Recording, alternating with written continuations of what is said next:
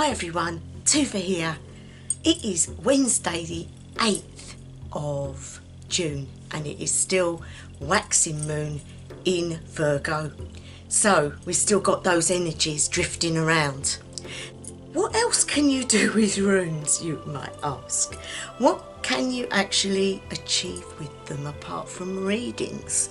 Well, I'm glad you asked me that because I use runes in many different ways, and one of the ways that you can use them is to wear them in your clothes. But what I love to do is spread them, or you cast them, throw them on cloth or a table or whatever you've got to hand, and then choose the rune for the day. Choose it by rubbing your hand over and feeling for those energies. And when you feel for the energy, you might feel cold in one spot, whereas everywhere else feels warm, or it might be the other way round. Now, if it's the other way round, that's cool. You get to know where you're being shown, because that is what is happening. You are being shown the rune for the day, the one that you need. Your guides and your helpers and the deities that you work with were all there to help you to stay as balanced as you can be. So if you're going to use that form of divination, you will need to feel the energies. Now, as I said to you in other videos, you can feel energies of all sorts of things apart from people. You can go into the park and feel the outline of a tree. You will feel its aura, its energy. If you look at crystals, you know that each one has a different feel to it. That is its energy. And it is the same when it comes to runes, wood or stone or something like that, because it is natural, and because of that it has an energy to it. So not only has it got the energy of that rune that's been chiseled onto it or drawn onto it, it has its own energy too, and so it makes it really good, really firm. If you've got a stone that's been on the ground and you pick it up, that stone is balanced, that stone is earthed, and then you put the symbol of the rune on it, and that then brings that through really strongly, but also grounded until you open it. And I like that. So yeah, stones can be quite nice if you know, you can buy them, you can make them, you can find the stones and then draw on, or you can buy them. You will be drawn to whatever one you feel drawn to. And so, as I was saying, you will then pick that particular rune, and you only need one. There may be times when you might need two or even three. It depends what the situation is, and you will be drawn. You will know that you need more than one. Just go with what you feel. If something inside you says take that, you need more, take it.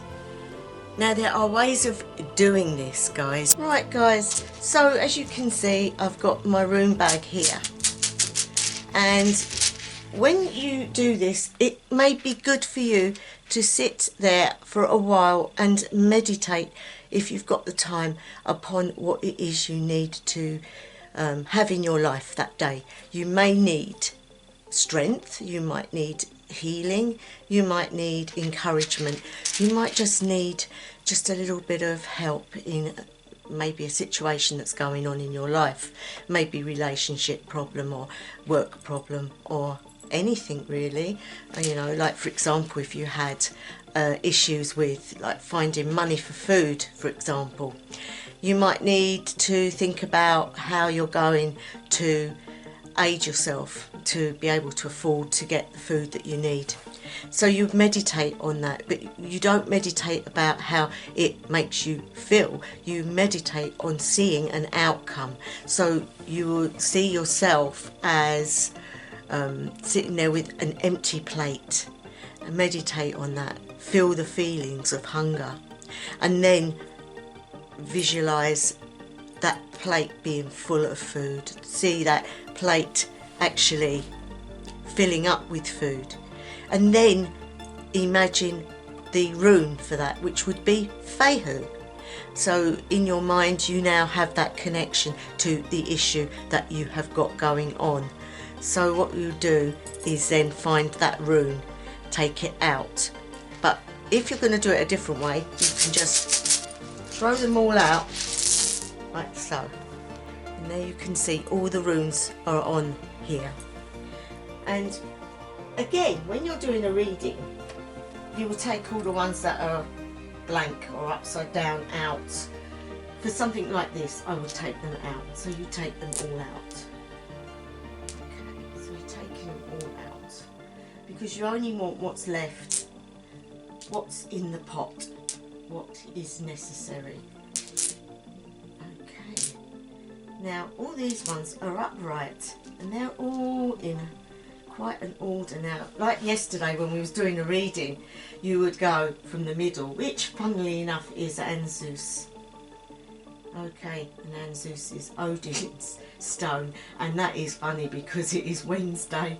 So that, to me, if I was doing this, I would take that, because that would be, yeah, it's Odin's day and you've got that right in the centre, right in the middle. So I would take that. And for example, now I would go across with my hand. So you're going across and you're feeling each one slowly, and slowly you go. And don't forget any of them because you don't know. Now this one is tingling, but I'm not going to go for the first one that tingles, because I don't think, and that one tingles. And over here, no, that one doesn't. That one doesn't. That one doesn't. Just a double take on it. Oh, definitely that one. So I'm going to take that one out. Now that one also. But I don't feel that stopped tingling now. So I do believe it is these two. So you then push those to one side. You've got Odin's stone, which is Anzus. And then you've got Rado. Okay, so you've got the two there. Now, if I was going to be doing a rune bind or a sigil, really, something that you can carry on yourself all day long, you can't carry them, so you need to be drawing on it. So we bind the two runes together. I hope this pen's working. So I'm going to do the first one, and I start at the bottom. And then we come down like so, and then try to think about what's going on in your life, and then keep drawing the rune. Okay, it doesn't matter if it's not perfect. You will know if you want to make it thicker or thinner. But there you go. So there's the first rune. Make that bit a bit thicker.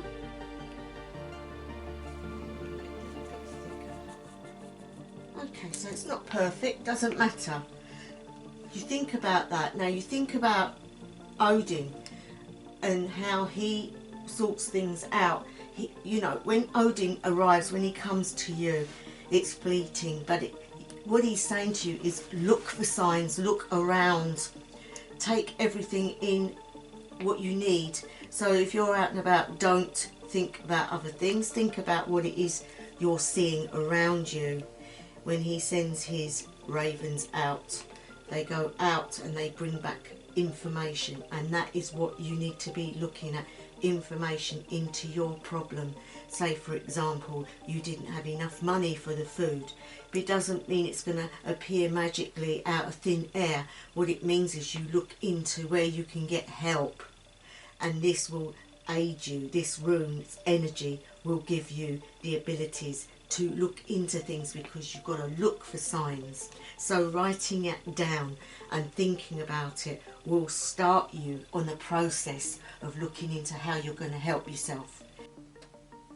Okay, so then we have Rado. Now that's the Traveller's Rune, but it also talks about how things happen in cycles, and that where you might be now is not where you're going to be in the future.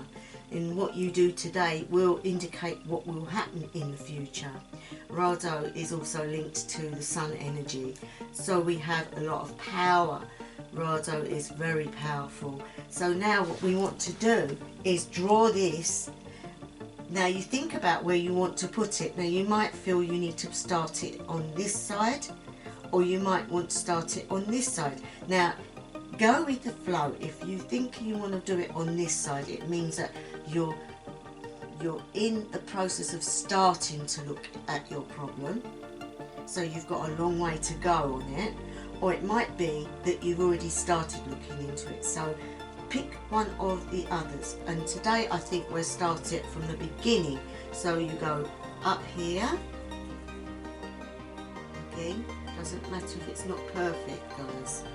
Just draw your lines till you feel it's right, and then you come down, so, and then to the middle,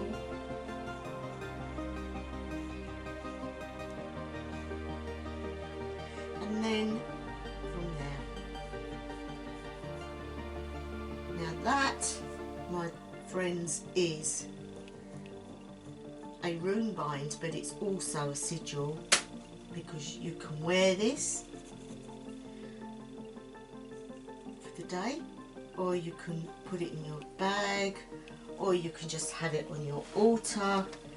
And if you want to contain that energy, I draw a circle around it.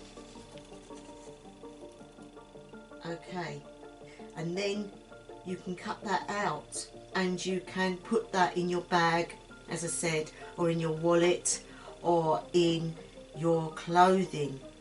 So basically you are putting the two things together, but you're thinking about your issues at the same time, and then you're encircling that energy so that it is just for you. Then you can put it in your shoe, in your trainer, or wherever, and you won't feel it because it is only paper. And then you wear it all day. Okay, so that's one way you can use your runes. Again, with the two that we picked out, you have your reading. So you look at the first one, and obviously it's talking about Odin, and I think that is so strange that that was picked, and it is actually Wednesday today, and it does represent communication and your creativity. Spiritually, it is your power. You know, it's not Odin's power. This is a power that you can draw from, and it will give you an understanding of where you're at. And it's also wisdom and knowledge. So it's wisdom and knowledge don't just come to you. You need it very much to be a process of learning over a period of time. What Odin did took him a long time and a lot of sacrifice. I do find it's a powerful rune when you write it down. It's always there, and it always reminds you and confirms signs. So if you see something like, for example, if I was out and I saw a raven or a crow and it seemed to be looking at me, I would see that as a sign of Odin's ravens sort of taking what my problem is back to Odin, and maybe Odin will like give me an answer in some way, but you still have to keep your eyes open and your senses open to understand what it is. Also experience is the truth of knowledge, and then your wisdom would increase. So that is Anzus, and then we have Rado, and Rado is also very strong energy, one that we can make good use of. It's the Traveller's Rune, as I said earlier. You just need to think about the travelling aspect of Rado. The reason the sun is there is because she is drawn across the sky, drawing that sun across the sky in her chariot, and so she is travelling, and she travels through different phases of the sun. So she goes through her day with different energies, different amounts of energy. It's movement as well and direction, so you can ask for your direction, planning and determination to carry on even in a terrible plight. To transport with your spirituality would mean to further it, to grow in it, to be going in a different direction even. It might be that you want to change your path. So all these things come into Rado, you know, to recognise that things come in cycles and that sometimes what suits you now will not be suiting you later. So everything has its opposite, okay, and challenges, and life is challenge. And at the end of the day, wouldn't life be boring if that was all that there was going to be? So yeah, challenges. So there you go, guys. I hope that's helped in some way, giving you an idea of how you can use runes in other ways. There are other things you can do, like just wearing the rune inside your underwear. It can be a bit uncomfortable depending on where you put it.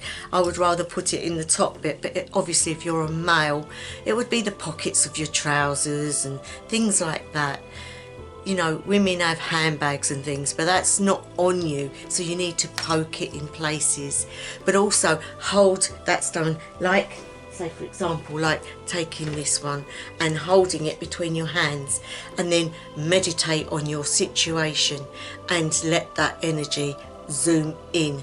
Think of that energy in the middle of your being, growing and coming up, and then down your arm, into your hands, into the room. It will then, your energy will then merge with the energies and open that door for that energy to help you. And then once you've done that, you can then poke it in places like that. Wear it all day and don't think no more about it till later on in the evening. Now with that piece of paper that you've done, and then with this rune, you then take it out. You then take the piece of paper, and then because you're going to shut it back down, it's as simple as saying, thank you for the energies that I've received this day. Thank you, dear runes, that you are here and have been my friend this day. And then you clap your hands, and I mean clap like that. When you've done that, the energies should be broken. You then take your rune and cleanse it on the window ledge overnight, and then put it back in your bag. The piece of paper, you can tear it, or you can burn it. You know, that's quite easy to do. It's only a piece of paper, but it's got rid of, it's done. You've used that energy, it's aided you, and you then are back to square one for the next day. So there you go, guys, another day, another piece of information. I hope these things are helping you and are interesting you. Please comment below if there's something you would like to know, if there's something I can help you with. I'm always available and I will always answer you. So before I go, I want to thank any new subscribers. Really do appreciate it. And to those that are always here, thank you so much. Your support means the world to me. And there you go, guys. I will be back again tomorrow, and it will be obviously Thursday, and we will do another rune reading. So wherever you are, whatever time of day, night or evening it may be, I wish you the best ever. Love you guys. House of Alang.